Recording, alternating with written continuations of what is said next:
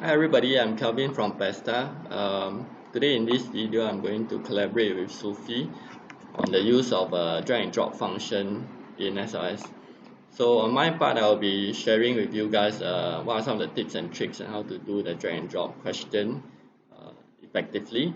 And then for Sufi part, he will be sharing with you guys his experiences using this function with his students.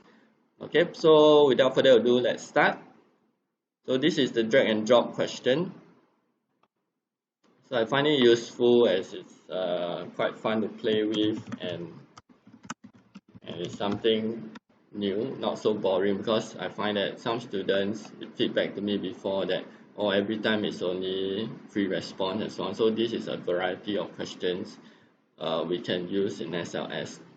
So for those who have used drag and drop question before, you realize that the irritating part is always about resizing your picture or your image, because it has to be within this image.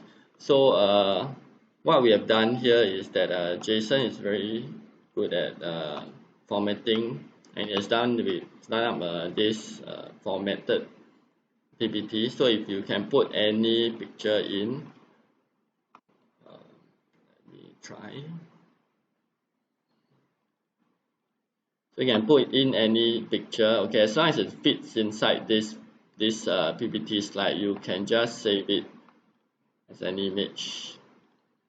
Okay, you can just save it as an image. Alright, and you can use it later on in this. Okay, so okay, there you go. Okay, for my side, I'm using this website called Canva, so CANVA, and then in this Canva here, you can create your own design, and then a custom dimension. So for landscape, usually I will do 640 and 450. Okay, and you create the design, and they'll show you this template here, and then you can upload your image. I have uploaded a few already, so let's say we use the same image. So same thing, this one they have already helped you standardize everything. As long as it fits into this box here, it's free, by the way, this website. Okay, you can just download. You can download as PNG or JPEG, it's fine, but PNG will work better on SLS. Okay, so this is that. So once you downloaded, same thing, you can just insert it. Okay, so I will have to add something in here. Okay, so what's the difference? This is the PPT template that we have put in the picture. Okay, and this is by the Canva template. So if you can see, for a landscape kind of image, the Canva is better because it's bigger. But if it's portrait, both are fine. And for portrait wise, okay, for Canva you need to go back to 640 and 960. This is for portrait. Okay, and you will see this portrait image down here now. Okay, so that is the difference. So when we are doing the drag and drop function, okay, another thing is the boxes here as well. So you have 3 different kind of boxes, and one where you can do whatever you want. Okay, this is good, but I realized that for this, right, let's say I add a few more. Okay, so I can do whatever dimension I want. Alright, whatever length, whatever box I want. But if you look at the student view, you're actually giving away the answers. You see? So I can match just the boxes accordingly to the size, and you're actually giving the answers away. Okay, that is why I would not recommend you to use the customized boxes. Yeah, so use the one that is fixed there. Okay. Okay, so that is all for the drag and drop function on how to use it. Let me know if you have any problem or issue uploading the photos or the image that you want. So yeah, now I pass the time over to Sufi. So I would like to just share with you my experiences of using the drag and drop function so far. So previously I have relied a lot on free response type of question, the MCQ, fill in the blanks. But I realized that especially when we rely too much on MCQ, there are some problems. For example, if I were to set the same question as an MCQ, okay, for example, I give them this diagram and I ask them, okay, which one does this show? Okay, is it a net shot, leave, drop shot, drive shot, whatever? So the student can actually, if the student really do not know anything or don't understand everything about what have been taught so far, they can just put A for this, A for this, A for this, A for this, and they just anyhow put the answers and they just walk away with nothing. They just want to quickly get the assignment done for the sake of uh, pleasing the teacher.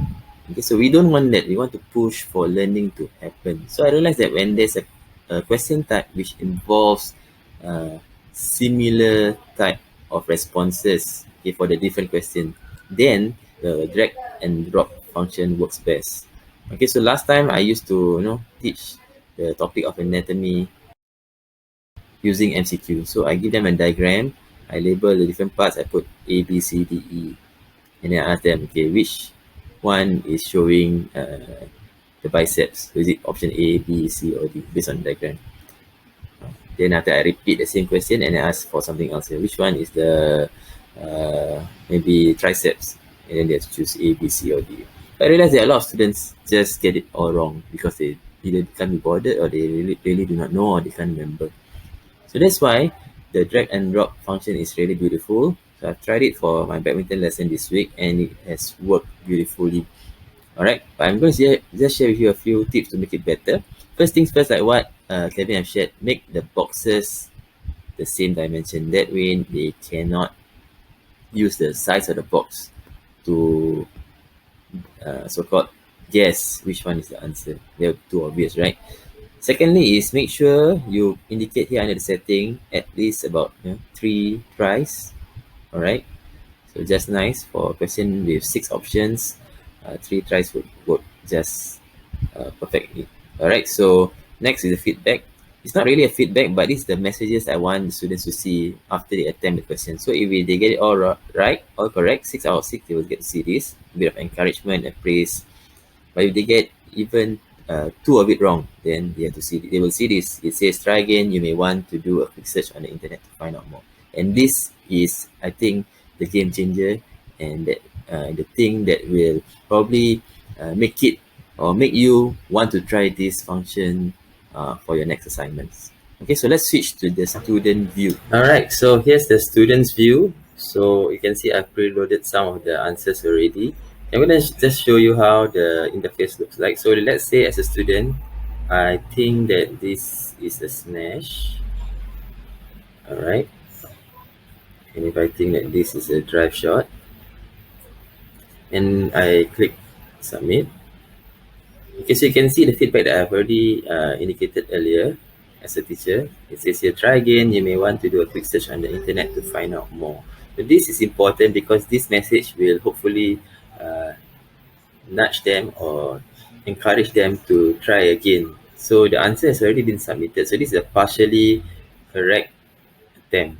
Okay, partially correct attempt. So this is what's going to appear on your heat map for the teachers, all right? So unless they try again. So if they try again, the good thing is they don't have to try all over again.